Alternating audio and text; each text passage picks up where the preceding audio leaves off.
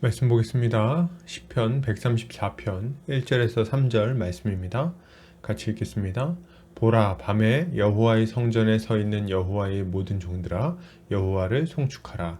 성소를 향하여 너희 손을 들고 여호와를 송축하라. 천지를 지으신 여호와께서 시온에서 내게 복을 주실지어다. 아멘. 시편 134편 1절에서 3절까지 캄캄한 밤 성전 앞에서 라는 제목으로 말씀 보도록 하겠습니다. 신자는 인생의 밤과 같은 순간에도 하나님을 바라보는 자들입니다. 왜요? 그가 우리의 등불이 되어주시기 때문입니다. 오늘 본문을 통해서 이에 대해 함께 보도록 하겠습니다.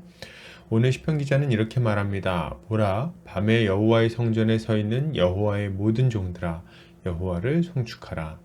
시편 기자는 밤에 여호와의 성전에 서 있는 여호와의 종들에게 하나님을 찬양하라고 말합니다. 그는 지금 밤에 성전에 갔습니다.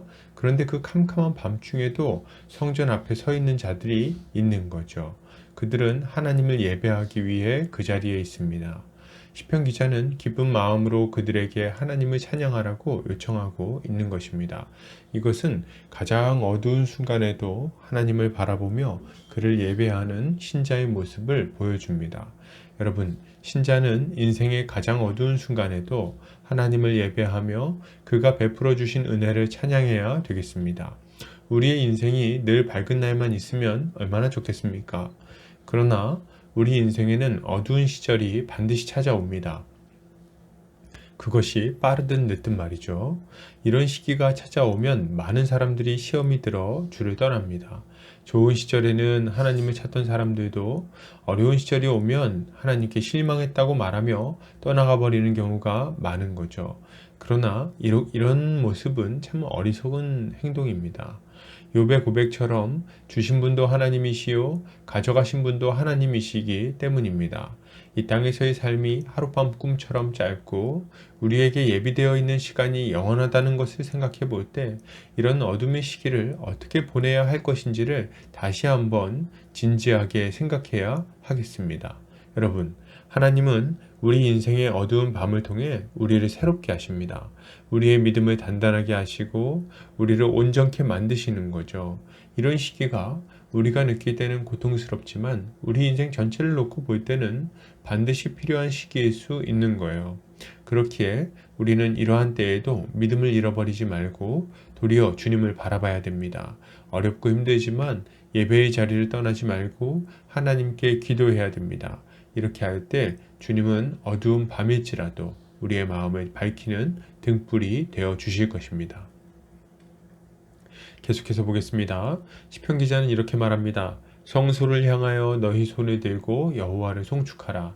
시편 기자는 성소를 향하여 손을 들고 하나님을 송축하라고 외칩니다. 손을 들고 찬양하라는 것을 볼 때 그 마음에 지극한 감사와 기쁨이 있다는 것을 보여줍니다. 하나님을 높이고자 하는 마음이 손을 들어 그를 찬양하는 모습에 그대로 담겨 있는 거죠. 이것은 하나님의 섭리와 은혜를 알기에 가질 수 있는 감사의 모습인 것입니다. 여러분, 신자는 하나님께서 우리의 기도를 들으시고 새로운 은혜를 베풀어 주실 것임을 믿고 그를 찬양해야 됩니다. 우리는 어둠의 시기를 지날 때 그 시기를 불평과 불만으로 가득 채울 수 있어요. 한편으로는 힘드니까 당연한 거 아닌가 생각할 수 있지만 그렇지 않습니다. 우리는 하나님께 우리의 고통을 토로할 수는 있어요. 그러나 그런 가운데에서도 하나님께 대한 신뢰를 거두지 않아야 되는 거죠.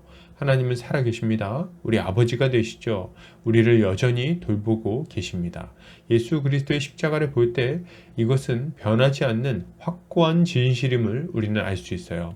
그러므로 여러분, 우리는 하늘에 계신 우리 아버지께서 이 고난의 시기에도 여전히 우리와 함께하고 계심을 믿어야 하는 것입니다.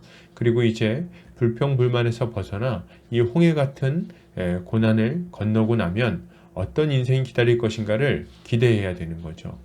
여러분, 광야 같은 고난의 시기를 보내고 계십니까? 참되고 영원한 성소가 되신 그리스도를 바라보시고 하나님의 선하심을 생각하시기 바랍니다.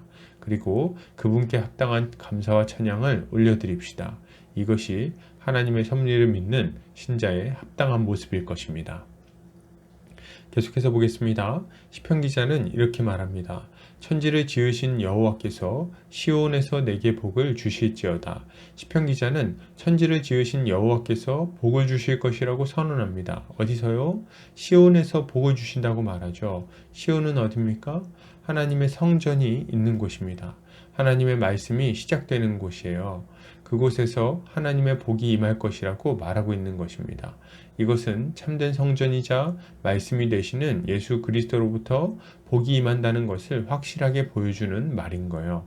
여러분, 신자는 천지의 주제이신 하나님의 복이 예수 그리스도를 통해 충만하게 임함을 믿고 그를 찬양해야 되겠습니다. 우리는 어려움을 당할 때 예수 그리스도를 바라봐야 합니다. 포로 생활을 하는 이스라엘 백성들이 예루살렘을 향하여 창문을 열고 기도했던 것처럼 우리는 그리스도의 이름으로 하나님께 기도해야 합니다. 하나님은 우리의 기도를 들으시죠. 그리고 응답하세요. 우리의 회개를 들으시고 용서하실 것입니다. 그리고 우리가 다시 일어나서 힘있게 설 수 있도록 은혜를 베풀어 주시는 거죠. 우린 이것을 믿어야 됩니다. 여러분, 고난의 시기에는 아침에 눈을 뜨는 것이 고통스러울 수 있습니다. 사람을 만나서 대화를 나누는 것이 힘들 수 있죠. 밥이 목으로 잘 안 넘어갈 수도 있습니다. 이럴 때 우리는 십자가를 의지하여 하나님을 바라봐야 하겠습니다. 하나님은 우리의 기도를 들으시고 다시 우리를 회복시켜 복된 삶을 살게 해주실 것입니다. 결론을 드립니다. 여러분, 신자는 인생의 가장 어두운 순간에도 하나님의 은혜를 생각하며 감사해야 됩니다. 하나님은 우리의 기도를 들으시고 응답해 주실 거예요. 그를 믿고 기도하는 자마다 예수 그리스도 안에서 부어지는 충만한 은혜를 누리게 될 것입니다. 오늘 하루 주의 은혜로 승리하는 성도님들 되시기를 주의 이름으로 축복합니다.